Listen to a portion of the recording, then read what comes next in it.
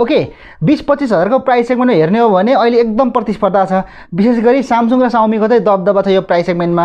यही price सेगमेन्टमा HMD ग्लोबलको स्वामित्वमा रहेको नोकियाको नयाँ डिभाइस लन्च भएको छ जसको नाम हो नोकिया 5.3। 23,500 रुपियाँमा लन्च भएको यो डिभाइसको अब सिधा प्रतिस्पर्धा हुने भनेको सामसुङ ग्यालेक्सी M21 र साउमीको रेडमी नोट 9 सँग हो। हुन त यो प्राइस सेगमेन्टमा अरू डिभाइसहरू पनि छ, तर M21 र नोट 9 भनेको चाहिँ अहिलेको चलेको डिभाइसहरू हुन्।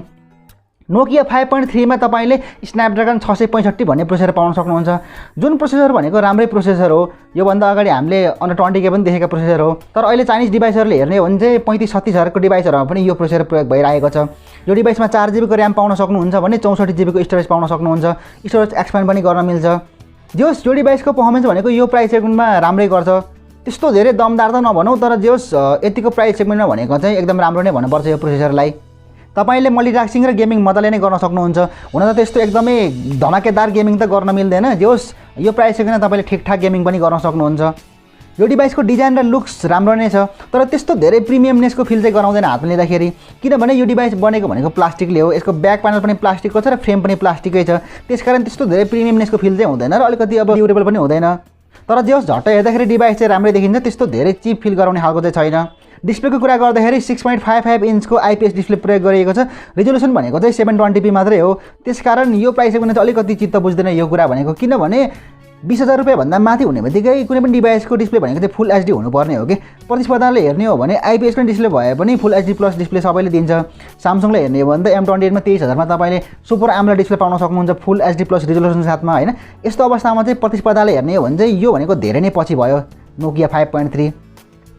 अन्डर 20K सम्मले चाहिँ यो कुरा स्वीकार गर्न सकिन्छ, तर 20,000 भन्दा माथि हुने बित्तिकै फुल HD प्लस डिस्प्ले चाहिँ हुनै पर्ने हो कि। तर नोकियाले यो कुरामा चाहिँ कस्ट कटिङ गरेको छ।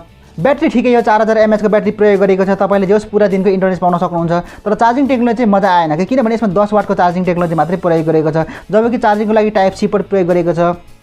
कमसेकम 18-20 वाटको चार्जिङ टेक्नोलोजी प्रयोग गर्नुपर्ने हो। अब यो कुरा पनि नोकियाले कस्ट कटिङ गरेको छ।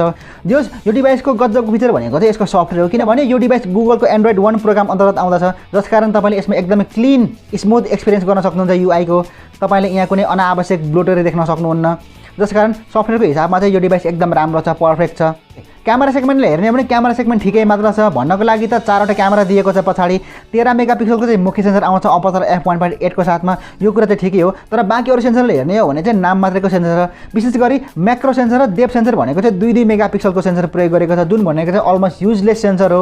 नोकियाले यो दुईटा सेन्सर चाहिँ प्रयोग नगरेको भए पनि हुने हो, खासै फरक पर्ने थिएन।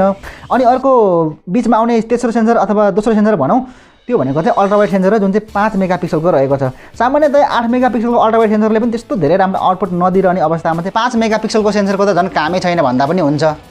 जोस यो डिभाइसको रियर क्यामेराबाट 4K 30 FPS सम्म भिडियो रेकर्डिङ गर्न सकिन्छ, यो कुरा चाहिँ राम्रो हो। तर यहाँ कुनै अब OIS को त अपेक्षा गर्ने कुरो भएन हैन, EIS सम्म चाहिँ हुनुपर्ने त्यो पनि दिएको छैन। फ्रन्ट क्यामेरा 8 मेगापिक्सलको मात्रै छ, जसको आउटपुट तपाईले ठिकठाक पाउन सक्नुहुन्छ, जसबाट तपाईले फुल HD सम्मको भिडियो रेकर्डिङ पनि गर्न सक्नुहुन्छ। समग्रमा हेर्ने हो भने नोकिया 5.3 ठिकैको डिभाइस हो, त्यस्तो धेरै राम्रो डिभाइस चाहिँ होइन।